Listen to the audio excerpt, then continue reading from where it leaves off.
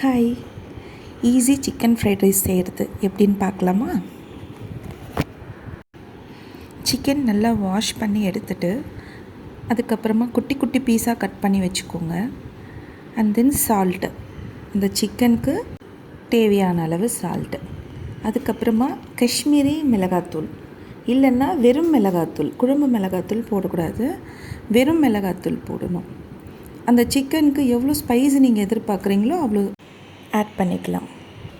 அதுக்கப்புறம் நான் இஞ்சி பூண்டு பேஸ்ட்டு ஆல்ரெடி வீட்டில் அரைச்சி வச்சுருந்தேன். இஞ்சி பூண்டு பேஸ்ட்டு, கொஞ்சம் பெப்பர், எனக்கு இதில் கொஞ்சம் ஸ்பைசி வேணுன்றதுனால நான் இதில் கொஞ்சம் பெப்பர் ஆட் பண்ணியிருக்கேன்.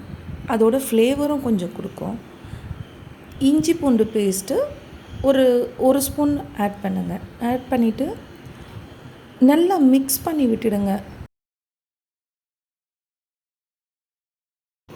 நல்லா கையிலேயே மிக்ஸ் பண்ணி விட்டுடுங்க.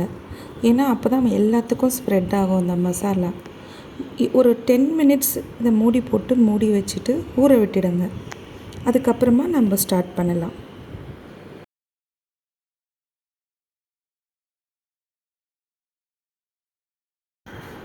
இப்போ ஒரு ஃப்ரை பேனில் எண்ணெய் ஊற்றிட்டு ஷாலோ ஃப்ரை பண்ண போகிறோம். ஷாலோ ஃப்ரை பண்ணி செப்பரேட்டாக இதை எடுத்து வச்சுக்கணும். கொஞ்சம் சிம்மில் வச்சுக்கோங்க கேஸு. அப்போ தான் அது நல்லா குக் ஆகும், சிக்கன் நல்லா குக் ஆகும். சிம்மில் வச்சிட்டிங்கன்னா இந்த ஆயிலே நல்லா குக் ஆகிடும்.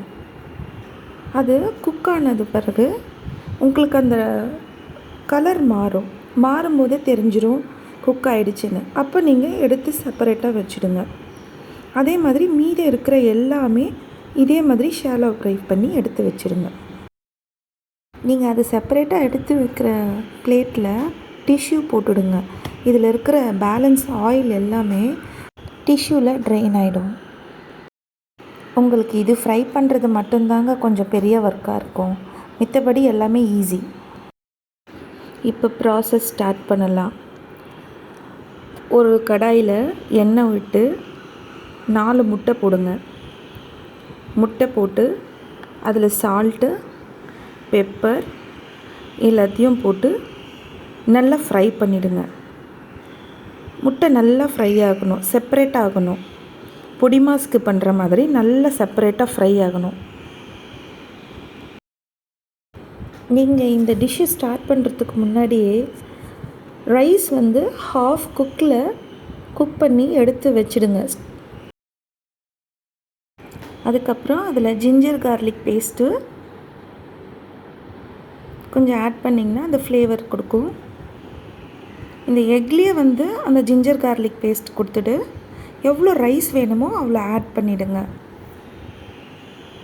இந்த ரைஸில் 1 spoon soya sauce, 1 spoon chilli powder, கொஞ்சம் சால்ட்டு எல்லாத்தையும் சேர்த்து மிக்ஸ் பண்ணணும். கூடவே நம்ம அந்த சிக்கன் பீசஸ் எடுத்து இதில் ஆட் பண்ணிடணும். மொத்தத்தையும் நல்லா ஒரு 2 மினிட்ஸ் நல்லா ஃப்ரை பண்ணி கொடுத்துடணும். 2 மினிட்ஸ் கேஸில் சிம்மில் வச்சு மொத்தத்தையும் மிக்ஸ் பண்ணிடணும். அவ்வளோதான், ஃப்ரைட் ரைஸ் ரெடி. வாங்க சாப்பிடலாம். Always welcome.